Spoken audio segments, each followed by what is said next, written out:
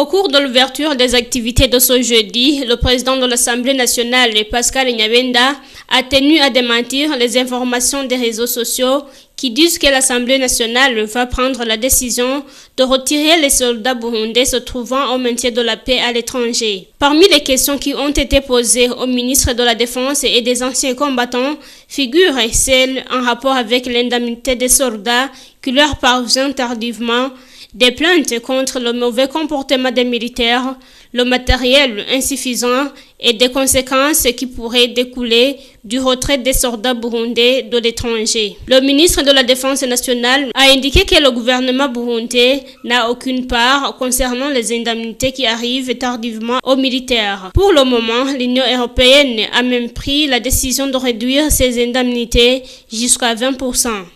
Il a continué en disant que certaines organisations de la République centrafricaine ont même corrompu certaines familles pour accuser aux militaires burundais d'avoir commis de viols aux enfants et aux femmes. Ainsi, le ministère de la Défense a mis en place une commission pour aller mener des enquêtes en République centrafricaine et le rapport qu'a fourni cette délégation a montré qu'il s'agissait de purs mensonges et que tout simplement, ces organisations de la République centrafricaine visaient ternir l'image des militaires burundais. Emmanuel Nahomvukiye a fait savoir que le Burundi dispose du matériel insuffisant en comparaison avec les autres pays et que le gouvernement burundais continue à fournir plus d'efforts pour combler ces lacunes. Le retrait des militaires burundais dans les travaux de maintien de la paix occasionnera une perte au pays en guerre parce que le pas déjà franchi est considérable, alors la paix et la sécurité pourra être perturbé encore une fois. Le ministre de la Sécurité publique,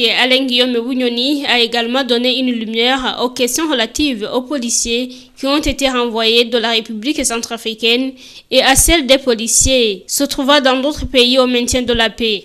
Il a indiqué que ce sont les questions d'ordre politique qui ont fait que les policiers qui étaient en RCA retournent au pays. Pour lui, il s'agit d'une injustice parce que tous les rapports ont montré que les policiers burundais avaient rempli correctement leur mission. Le président de l'Assemblée nationale, Pascal Nyabenda, a conclu en disant que compte tenu des accords, aucune organisation n'est autorisée à jouer le rôle de paiement des forces de l'ordre et que ce sont seulement leurs pays d'origine qui procèdent au paiement. Ce serait là séparer l'armée du gouvernement.